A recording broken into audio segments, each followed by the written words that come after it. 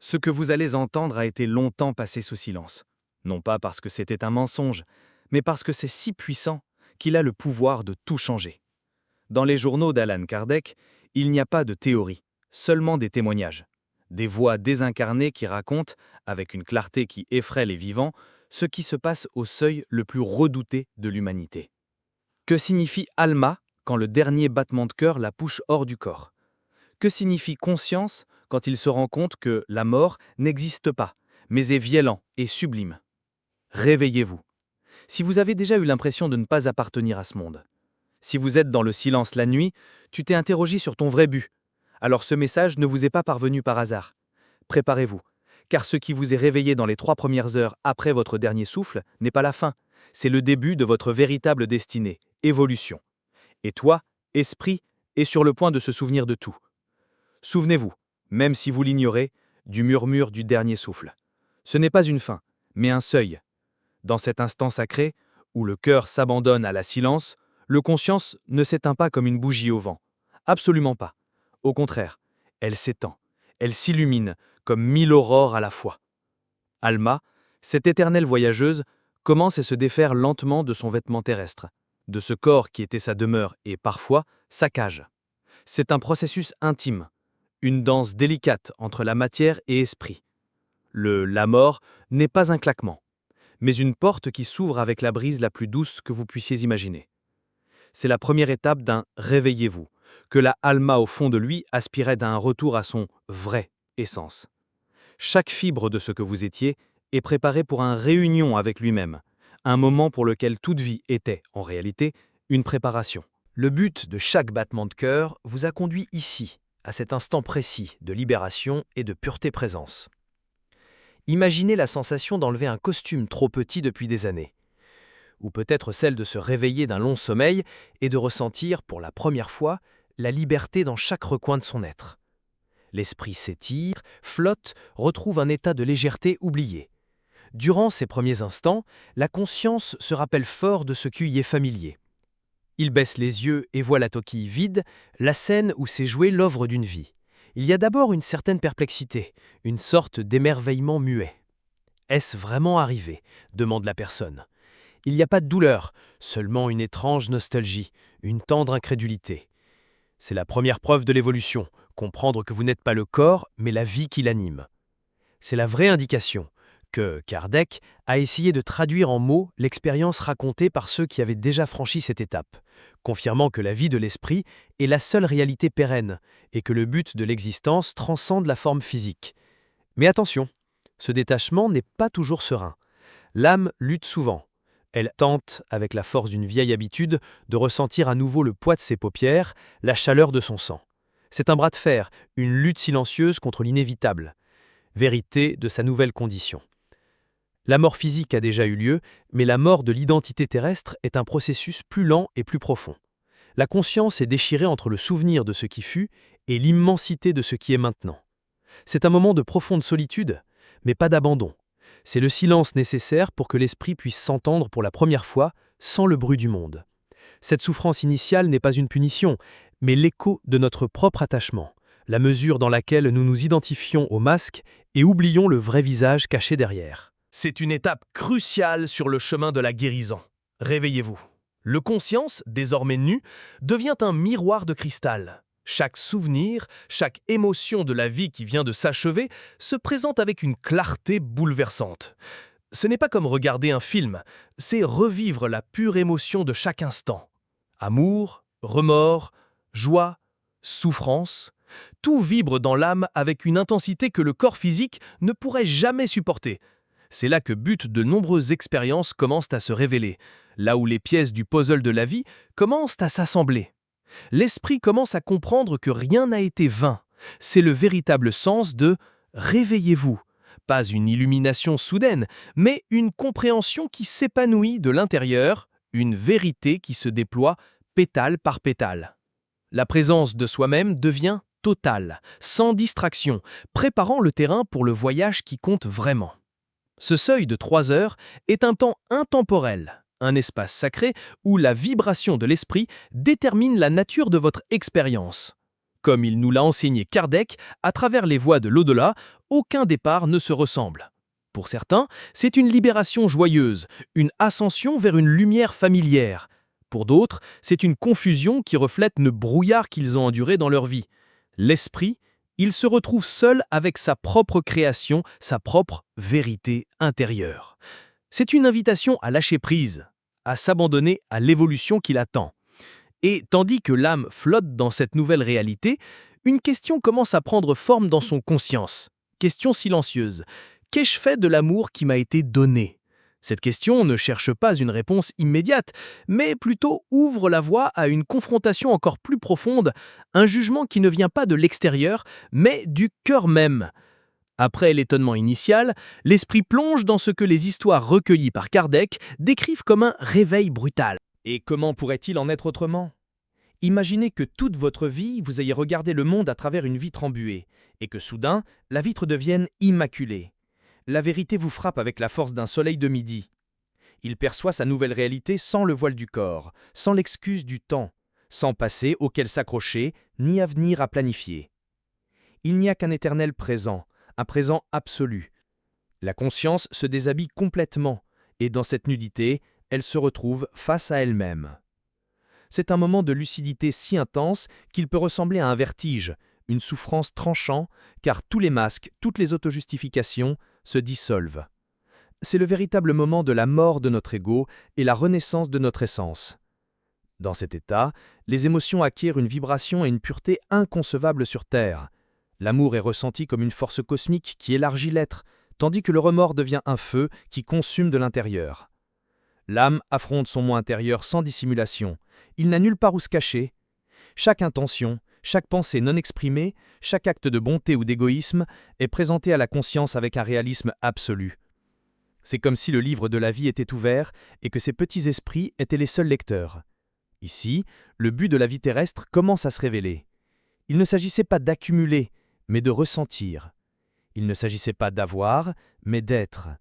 Voilà la véritable réveillez-vous, et réunion avec l'authenticité que le bruit du monde nous faisait oublier.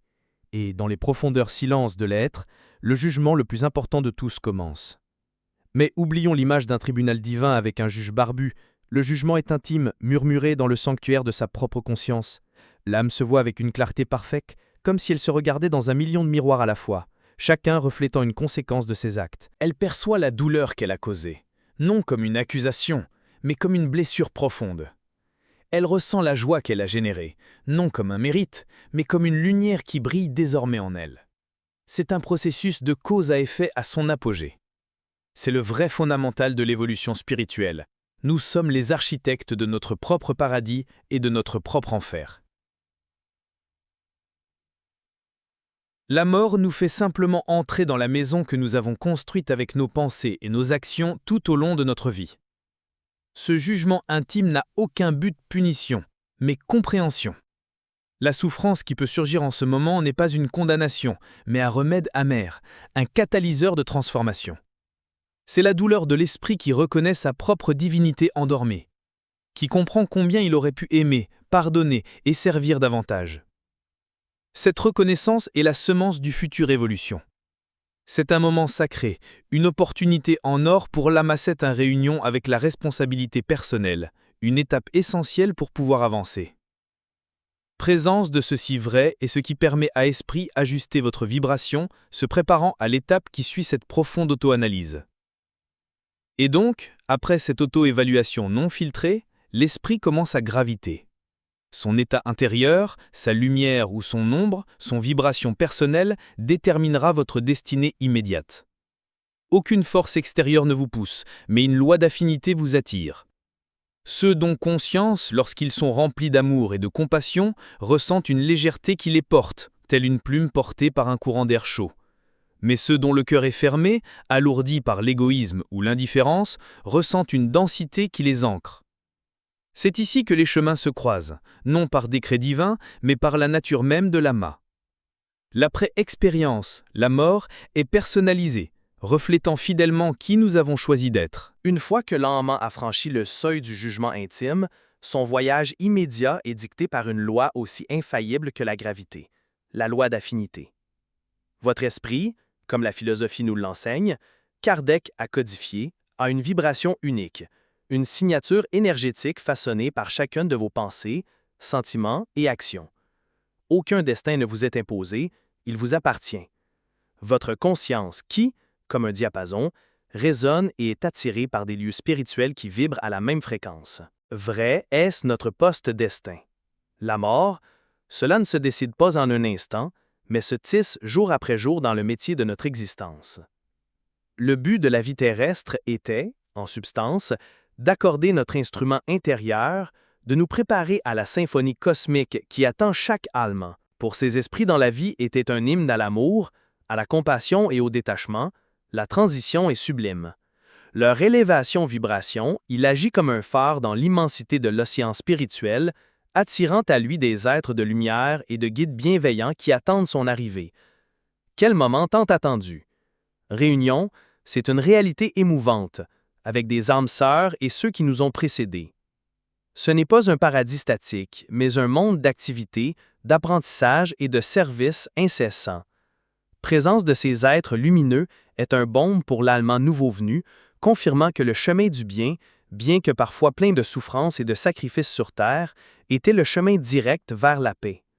C'est la véritable réveillot, reconnaître que nous n'avons jamais été seuls et que l'évolution est un voyage partagé. En revanche, ceux qui ont vécu sans amour, pris au piège de l'égoïsme, de l'indifférence ou du ressentiment, découvrent un panorama bien différent.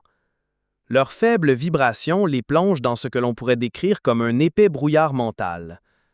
Il ne s'agit pas d'un enfer de feu, mais d'un état de confusion et de solitude créé par leurs propres émanations psychiques. Dans cet état erratique, l'esprit se retrouve seul, non pas parce qu'il a été abandonné par Dieu, mais parce que son conscience est incapable de percevoir la lumière et présence des guides qui, malgré tout, tentent d'aider. Leur souffrance, c'est l'écho d'une vie de déconnexion, la douloureuse récolte des graines de l'indifférence. C'est la vraie conscience de sa propre création se manifestant autour de lui. Dans cet état erratique, l'âme erre souvent sans but, revivant dans une boucle angoissante les erreurs et les passions qui l'ont liée à la matière.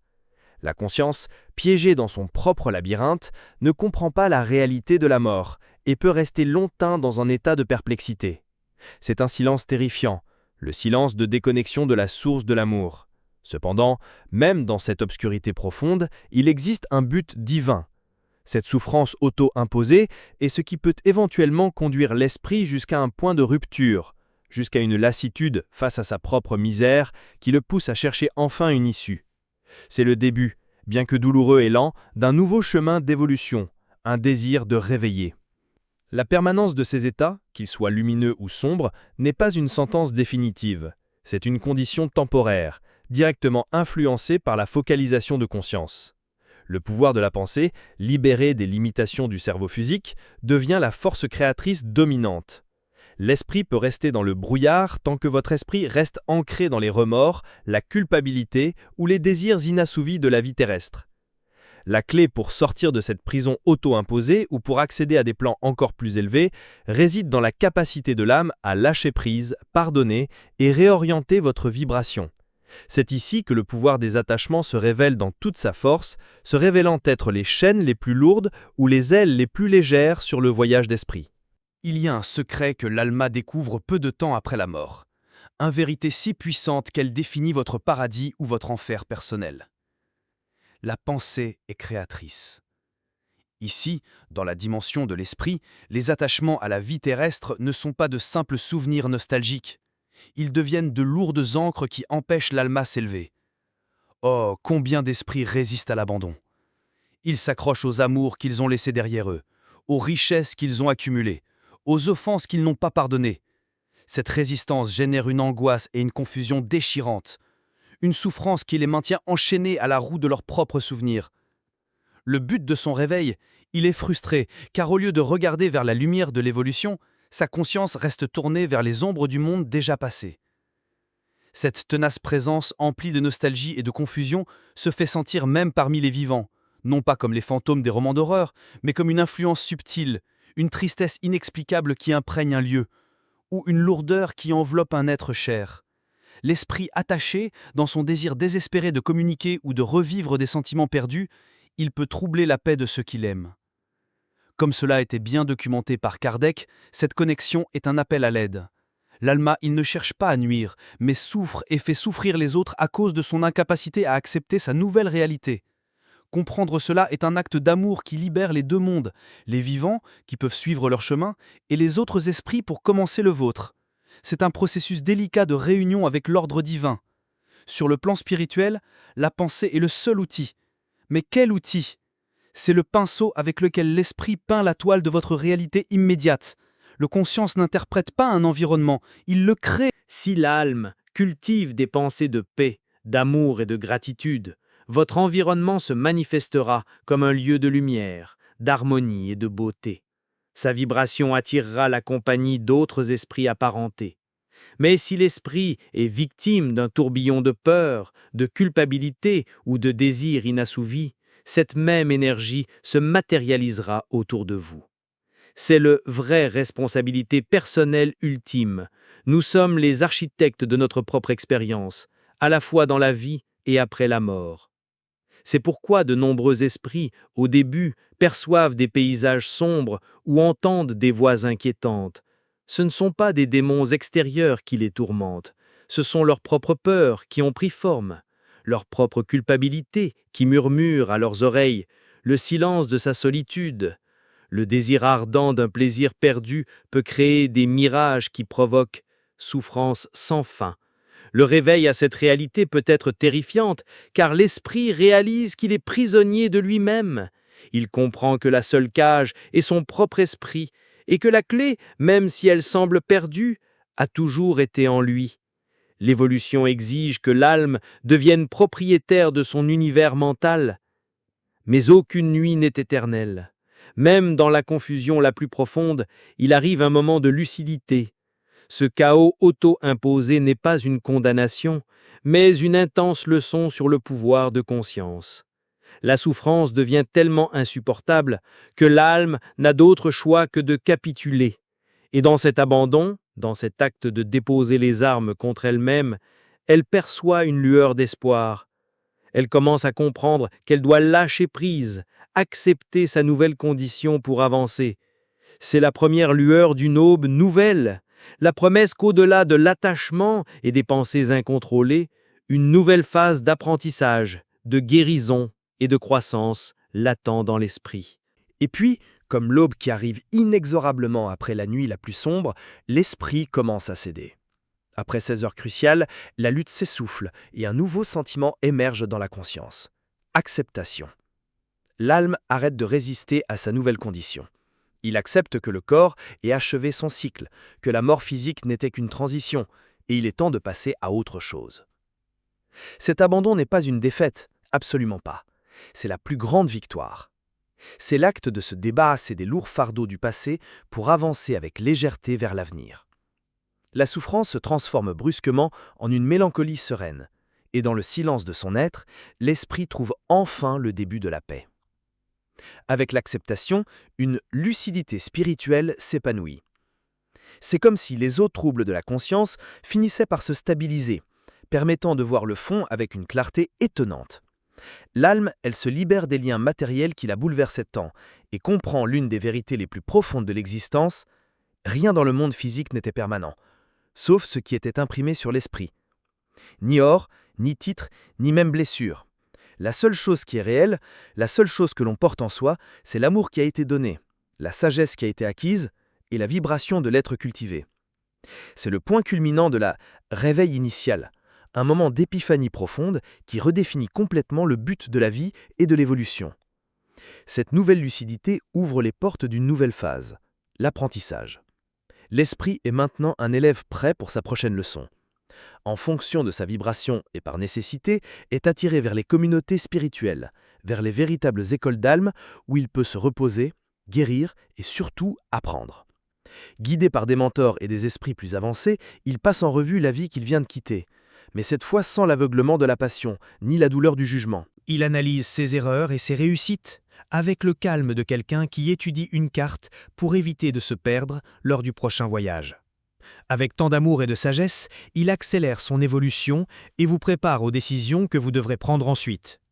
Et ici, dans cet état de plus grande conscience, est présenté devant l'esprit un choix sacré.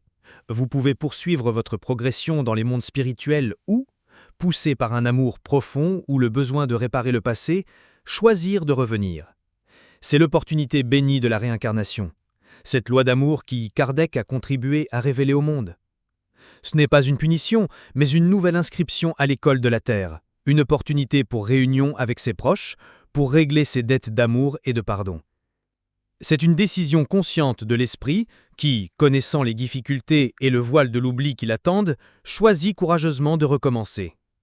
Ainsi, l'âme, avec une compréhension plus claire de son but et un désir renouvelé d'évolution, décide volontairement de se replonger dans le sujet.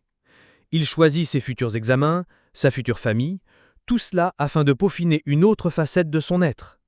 Cet acte de courage est l'expression ultime de l'élan de l'esprit vers la perfection. La mort, qui semblait une fin si absolue, se révèle aujourd'hui telle qu'elle a toujours été, une simple pause entre deux actes dans le magnifique jeu de l'existence. Un cycle s'achève pour qu'un autre, plus riche en potentiel, puisse commencer. C'est la promesse d'un éternel recommencement, réunion avec nous-mêmes, vie après vie. Le voyage de l'âme, comme vous le voyez, ça ne finit jamais, ça se transforme tout simplement. La mort, ce n'est pas une porte qui se ferme, mais un voile qui se lève pour révéler le vrai de ce que nous sommes vraiment. Après avoir entendu tout cela, quel mot résonne le plus fort dans votre esprit maintenant ? Parfois, ce que nous partageons est aussi utile pour les autres. Et abonnez-vous si vous sentez qu'ici, vous avez trouvé un mot qu'ils connaissaient déjà. Préparez-vous, car dans notre prochaine réunion, explorerons ensemble le pouvoir des liens d'amour plus forts que les siens la mort.